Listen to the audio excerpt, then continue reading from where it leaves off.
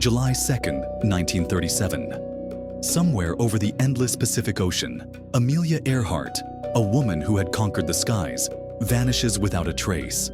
No plane, no survivors, no answers. It's been nearly 90 years, and we're still asking the same question. What happened to Amelia Earhart? Was it a crash, a survival story, or something even stranger?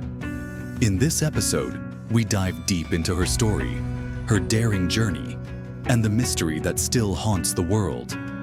Let's begin. Amelia wasn't just any pilot. She was a pioneer, a dreamer, and a symbol of courage in a time when women weren't expected to dream this big. She once said, "The most difficult thing is the decision to act. The rest is merely tenacity." Born in 1897 in Kansas, Amelia had that spark of curiosity from a young age. While other girls played with dolls, Amelia was climbing trees, building sleds, and imagining adventures far beyond her small-town life. When she saw her first plane at an air show, she said it was like stepping out of a cage and into the sky. From that moment on, she wasn't just Amelia Earhart. She was Amelia the Aviator. She went on to break records, becoming the first woman to fly solo across the Atlantic Ocean in 1932. The world adored her, but Amelia never flew for fame. She flew because the sky called to her, and now she was ready for her biggest challenge yet: to fly around the world. It's 1937, and Amelia sets out on her daring circumnavigation. Imagine it, over 29,000 miles, crossing continents and oceans, with only a map, a compass, and her wits to guide her.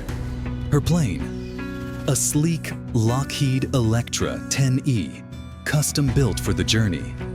By her side was Fred Noonan, her navigator. Together, they flew across South America, Africa, India, and Southeast Asia, closing in on their goal.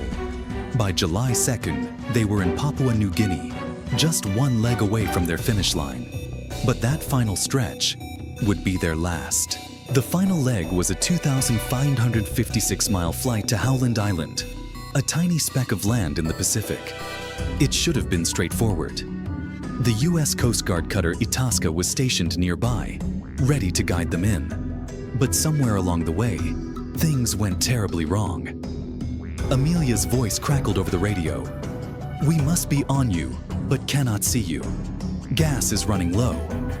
That was at 7:42 a.m. Her last known transmission came an hour later. "We are on the line 157-337. We are running north and south." And then, silence. The Itasca searched, calling out over the radio. They sent planes and ships to comb the ocean. But there was no sign of Amelia, Fred, or the Electra. Imagine the fear in those final moments. Imagine the ocean stretching endlessly below, fuel running out, no land in sight. Did they crash into the sea? Did they make it to land? No one knew then, and no one knows now. Over the years, many theories have emerged. The most common, the crash and sink theory.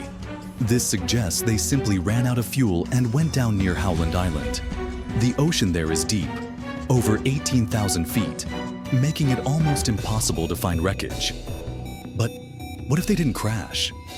What if they landed? Some researchers believe they made it to Nikumaroro, a remote coral island. There, they might have survived for days, maybe even weeks. In the years since, search teams have found clues: a piece of aluminum from a plane, a woman's shoe, and bones. Could they belong to Amelia? And then, there's the darker theory. Some believe Amelia and Fred were captured by the Japanese, who mistook them for spies. According to this story, they were taken to Saipan, imprisoned, and never heard from again. Others claim Amelia survived the war and lived under a new name, quietly disappearing from public life. But is this truth? Or is it the stuff of legends? Today, the search for Amelia continues. With sonar mapping and underwater drones, researchers are still combing the Pacific. Expeditions to Nikumaroro are ongoing. And while DNA testing has brought us closer, the mystery remains. Maybe we'll never know what happened to Amelia, Maybe that's what makes her story timeless. It's not just about her disappearance.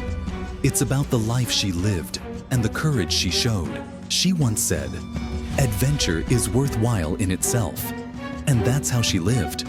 So, what do you think happened to Amelia Earhart? Did she crash into the ocean, survive on an island, or face a fate we've yet to uncover? What's clear is this: Amelia wasn't just lost to the world, she became part of it.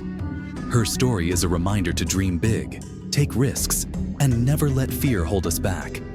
Thank you for joining me on this journey through one of history's greatest mysteries. Until next time, stay curious and keep exploring.